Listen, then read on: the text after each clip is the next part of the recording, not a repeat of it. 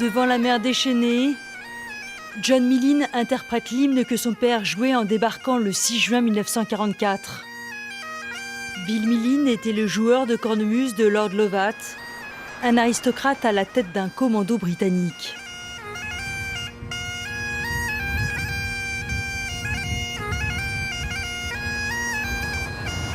Dad wore this kilt on D-Day and trying not to get it. Papa portait ce kilt le 6 juin 1944, en essayant de ne pas le mouiller.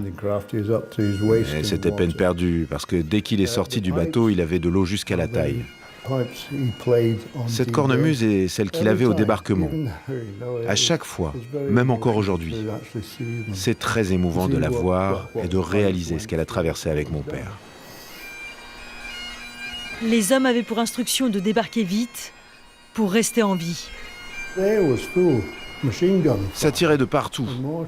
Les mitrailleuses, les canons, les obus qui explosent, 2 chars en flammes et mon père qui marchait sur la plage avec sa cornemuse. Certains officiers avaient le visage fermé, mais quand ils le voyaient, ils reprenaient espoir et lui disaient « Bien joué John, on va y arriver ». Miracle de l'histoire, Bill Millin, le joueur fou comme il a été surnommé, a survécu. Après la guerre, papa a discuté avec des snipers allemands qui tiraient ce jour-là. Ils l'avaient bien repéré, mais ne l'ont pas visé, parce qu'ils considéraient qu'il était fou et que de tuer un fou sur un champ de bataille leur porterait malheur. Plus de 150 000 soldats ont traversé la Manche dans la nuit du 5 au 6 juin 1944 pour débarquer en Normandie. Overlord est l'opération militaire sur terre, sur mer et dans les airs la plus importante de l'histoire. C'est dans cette baie face à l'île de Wight que des centaines de navires ont quitté l'Angleterre en juin 1944. Le 5, vous ne pouviez pas voir la mer tant il y avait de vaisseaux ici. Mais le jour suivant, le 6, tout était calme et silencieux parce que l'invasion de la Normandie était lancée. Le jour J, 800 barges de ce type étaient en route pour transporter les chars alliés. Les barges allaient jusqu'au bout, à la plage, et leurs portes s'abaissaient sur le sable pour que les chars puissent sortir et rouler directement. Dès la sortie, ils allaient sur la plage, c'est-à-dire sur le champ de bataille. À bord, l'ambiance était lourde d'humidité, de diesel et de sueur. Un seul point d'eau, alors que beaucoup d'hommes étaient malades en mer.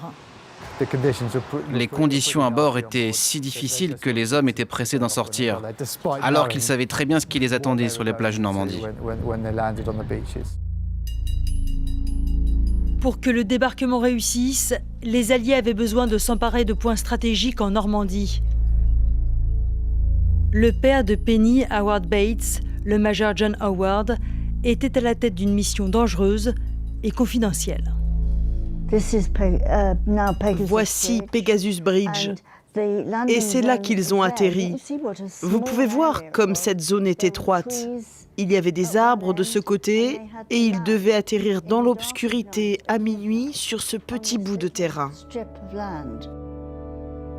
Dans le silence de la nuit, les planeurs britanniques s'emparent de 2 ponts stratégiques, l'un à Ranville, l'autre à Bénouville. Il n'y a pas eu de coup de feu. Nous les avons pris par surprise et je n'oublierai jamais ce moment. Et je le revis à chaque fois que je retourne en France pour l'anniversaire du débarquement. Le major Howard et ses hommes prennent rapidement l'avantage sur l'ennemi. Il n'y avait que 50 Allemands postés autour du pont. Donc les 150 Britanniques ont pris le contrôle des ponts en 15 minutes, puis ils ont envoyé le signal.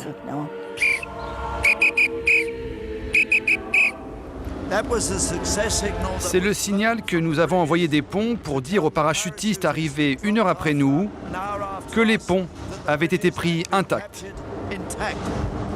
Le major John Howard et ses hommes ont dû tenir la position jusqu'à ce que les renforts arrivent enfin. Ils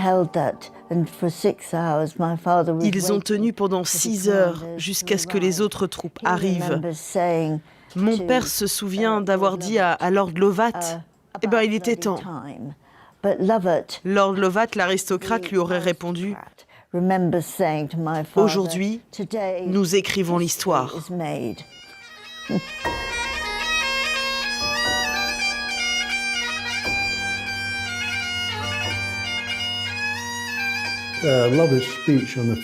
Juste avant d'embarquer, Lord Lovat a dit à ses hommes, « Dans 100 ans, vos petits-enfants vous contempleront et ils diront, c'était des géants. » Mon père était un géant. Je suis désolé, mais chaque fois que j'en parle, je suis très ému.